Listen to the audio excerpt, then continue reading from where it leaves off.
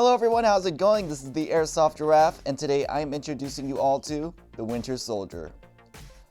Of course, I named this gun after the character in the Marvel Cinematic Universe, and I am well aware that the Winter Soldier has used several guns in Captain America the Winter Soldier, but this is the one that stood out to me, so I set out to put together an airsoft version of it. This is actually one of my first airsoft guns that I've ever owned and the first AEG that I've ever purchased. If any of you want to put this gun together as well, I am going to be giving you guys an overview of the accessories and where I purchased them in this video. Now, with introductions out of the way, let's get started. The gun used here is an Elite Force KMP Basic, which was formerly called the Red Jacket M4. I purchased this from Airsoft GI, which at the time cost me around $100. With so many Airsoft M4s out there, why did I opt for this one? Well, when I was looking for one, I had several things on my checklist. Number one, it had to be full metal. I wanted it to be as hefty and realistic as possible, so I knew that in order to achieve that, I had to stay away from polymer guns. Number two, I did not want it to have a crane stock. The reason for this was simply because the one the Winter Soldier used in the movie had a typical M4 stock exactly like this one, and I wanted it to be as similar to that as possible. Number three, it needed to have the triangle front sight, again, to make it look more like the gun in the movie.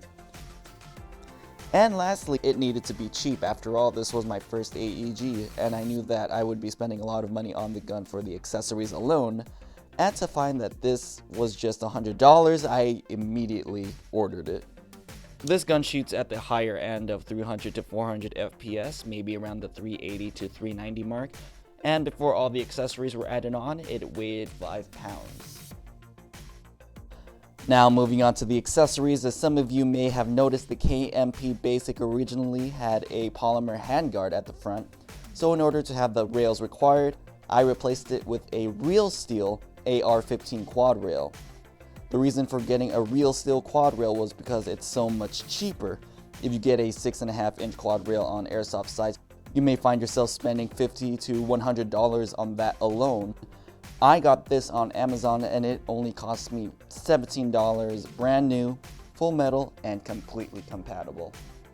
Next we have a D-Boy short type M203 grenade launcher. This is of course one of the highlights of the gun the Winter Soldier used, and was something I knew I needed to get. This was full metal as well, with the exception of the handguard right here. I purchased this off of Airsoft Megastore, and at the time it cost me around $55. Moving on, since this gun is wired at the front, I had to add a PEQ box to fit the battery. This is the only thing that is completely inaccurate to the one used in the movie. I am using an MP5 battery PEQ box, and I got this one because it is the thinnest looking one out there and therefore has the lowest profile.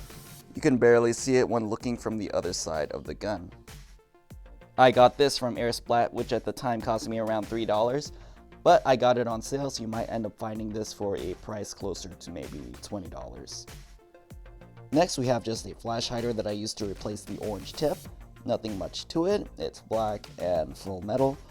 I purchased this overseas at Asia Airsoft and only cost me around $11 with free shipping. That only took 1 week. Extremely fast for international shipping. Last and certainly not least, we have an EOTech 551 clone as the optic. I purchased this from Amazon as well, from an international distributor, for about $40. I know this isn't the exact EOTech site used in the film, but it looks close enough for me. This took the longest to arrive at my doorstep because, being a clone, you couldn't really find it here in the US, so it took a month for shipping, but I think it was completely worth it. With all the accessories accounted for, let's take it outside for a test shoot.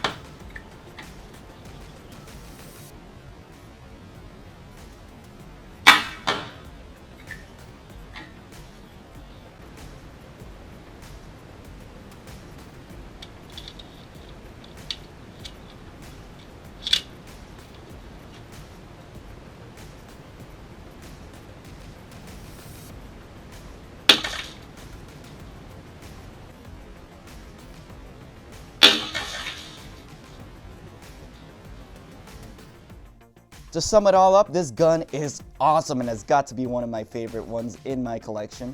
It's more of a display piece than a primary, since altogether it weighs about 8.8 pounds, and I prefer my loadout to be as light as possible. But with a grenade launcher, this makes it really fun for backyard shooting. Right now I've decided to leave the stickers on throughout the gun, but if I decide to remove them later on to look more realistic, then I will do so. If you are willing to spend all that extra money on accessories and are as much of a fan of the Marvel Cinematic Universe as I am, then I'd say this is a must for your airsoft gun rack. The Winter Soldier, in my opinion, is the most badass of all the characters in the MCU, and this is one badass looking airsoft gun. If you have any questions about this gun or the accessories, leave a comment below and I'll see if I can get back to you in a timely manner. Alright everyone, I hope you enjoyed this review. If you did, please hit that like button and subscribe for more airsoft reviews and unboxings in the future. But until then, this is the Airsoft Giraffe and the Winter Soldier and Safari, my mascot. See you guys later.